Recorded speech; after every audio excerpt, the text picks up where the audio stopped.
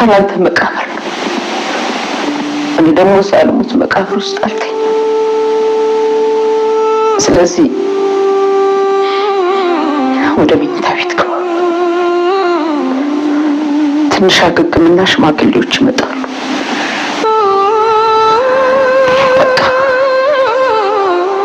በወጉና በስርዓቱ ንብረታችንን እንከፋፈላለን። ደግሞ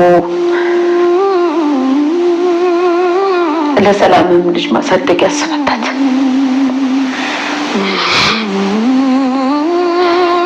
ፈጣሪ ጨርሶ ይማርህ።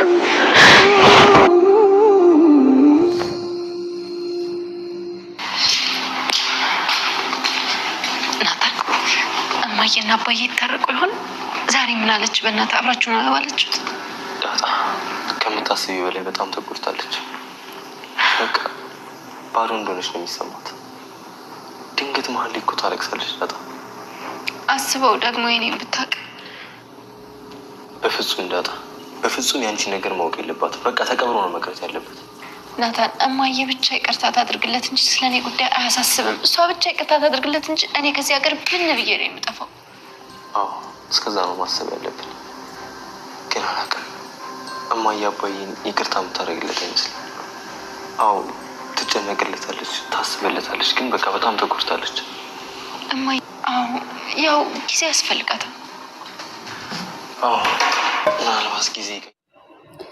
ዳጣም ለናታን ደውላ አባዬ ደህና ነው ወይ? እንዴት ነው አባዬ? ምንድን ነው የሆነው? እያለች እንግዲህ ዳጣ ናታን እየነገረችው ነው ማለት ነው። ናታንም ደግሞ አባቱ ሰላም እንዳልሆነና እንደታመመ እንዲሁም እናቴን አረጋጊያት፣ ነገር ግን አባቴን አሞታል እያላት ነው። ዳጣም በዚህ ነገር በጣም ተጨንቃ ምንድን ነው የሆነው? ይሄ ምንድን ተፈጥሮ ነው? ለምንድን ነው የታመመው? እያለች ዳጣም በጣም ተጨንቃለች።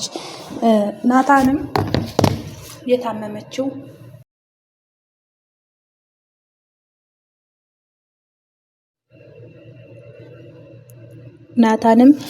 አባቱ አደጋ ደርሶበት እንደታመመና መረጋጋት እንዳለባቸው፣ በአጠቃላይ እሱ አሁን ላይ ደህና እንዳልሆነ እንደታመመ ይነግራታል።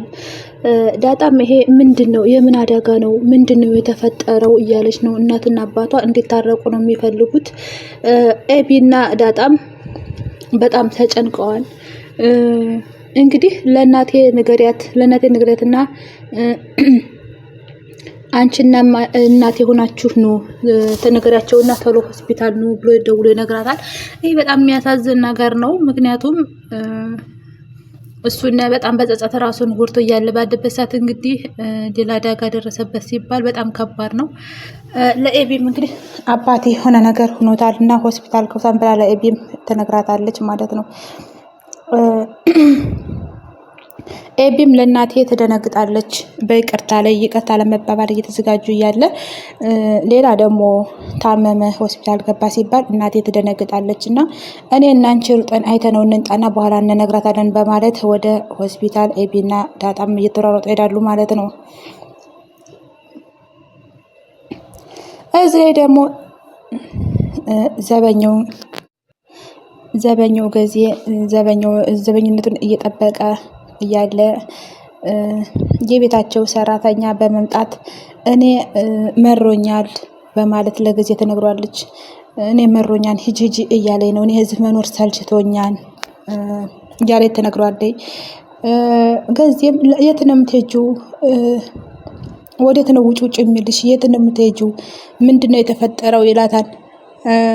ጊዜም እንዴት እዚህ ቤት ለመሄድ ታስቢያለሽ? ምንድን ነው የተፈጠረው? እያላት ነው።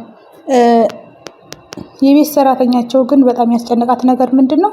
የሁለታቸው አለመታረቅ፣ የሁለታቸው አለመስማማትና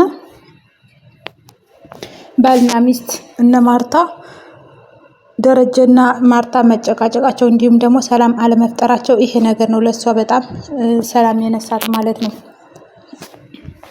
ጊዜም እንግዲህ ይሄ ነገር እንዴት አግባብ አይደለም። እነሱ ሲጣሉ በደስታ ጊዜ በጥሩ ጊዜ አብረናቸው ነበርንና አሁንም እነሱ ሲጣሉ እነሱ ሰላም ባልሆኑበት ሰዓት እኛ የትም መሄድ የለብንም፣ የችግራቸው ተካፋይ መሆን አለብን በማለት ይመክራታ ነኝ። እንዲሁም ደግሞ ሰው ማለት በችግር ጊዜም ከዘመን ዘመን የማይቀየር የማይለወጥ በችግርም በደስታም ጊዜ አብሮ የሚሆን ነው ሰው ማለት እንጂ ዝም ብሎ ችግር በተፈጠረ ቁጥር ዘሎ የሚሮጥ ይህን የቀን ሰው ነው ይላታል። ይችም የቤት አጋዣቸው ምንም ነገር ከፍቷትም አይደለም ለመሄድ የፈለገ ያሰበችው ለምን ሰላም አይኖራቸውም በማለት ነው። ገዚም ይሄ ነገር አግባብ አይደለም፣ ይሄ ነገር ጥሩ አይደለም፣ ነገር ግን ብትሄጂም ለኔ ምንም አይደለም፣ አንቺ ብትሄጂ ሌላ ሸጋ የሆነች ሰራተኛ ትመጣለች፣ እሷ ጋር ሸሸ ገዳሜ እላለሁ፣ ችግር የለብኝም፣ እሷ ጋር ሰርጌን አረጋለሁ እያለ ማናደድ ይጀምራል። እሷም እንግዲህ ሀሳቤን ቀይሬያለሁ እንዲሁም የትም አልሄድም በማለት ታናዳ ወደ ስራዋ መሄድ ትጀምራለች ማለት ነው።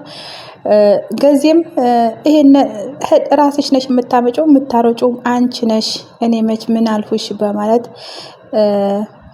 ይስቅባታል ማለት ነው።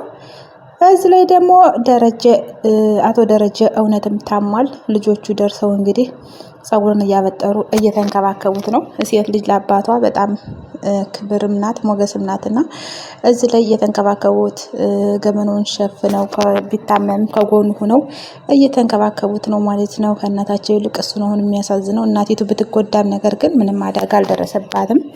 ደረጀ ግን አሁን ላይ አደጋ ደርሶበታል። ታማ ነኝ ያን ነገር ደግሞ ምንም ቢቀየምበትም አባት ነውና እየተንከባከቡ እንዳይከፋው ከጎኑ ሆነው እንትን እያሉት ነው፣ እያስታመሙት ነው። እንዲሁም በፈገግታ ዘና እያደረጉ ቀልድም እየቀለዱ። እዚህ ላይ ደግሞ ማርታ አሁን ላይ ሁሉንም ነገር አውቃለች። ናታን ቢደብቃትም ናታንን እኔ አውቄያለሁ ካንተ ባትነግረኝ ምን ሄጄ ዶክተሮችን አንድ ባንድ ለመጠየቅ ችያለሁ፣ ነገር ግን መናገር ነበረብህ በማለት ናታንን እየተቆጣችው ነው። ይሄ ትክክል አላደረክም፣ እኛ የተዋለድን ሰዎች ነን፣ ስለዚህ እንዲህ ማድረግ አልነበረብህም ብለዋለች። ናታንም ሁሉን ነገር አውቋል። ማርታ ሄዳ ዶክተሮችን ሁሉንም ነገር እንደጠይቃቻቸውና ስለ ደረጀም እንደምትጨነቅ አሁን ላይ ግን ማርታ እሷም እየተጸጸተች ነው። ምንም ማድረግ እንዳለባት ግራ ገብቷታል። እዚህ ላይ ተበድላ ነው እና እንዲሁም ደግሞ እሱ ነው የገፋት።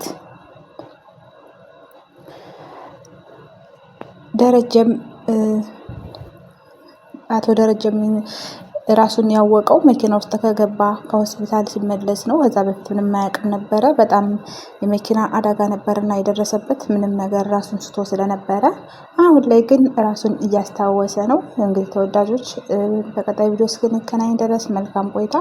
ቪዲዮውን አይታችሁ ሲጨርሱ ሼር፣ ላይክ፣ ሰብስክራይብ በማድረግ አበረታቱ።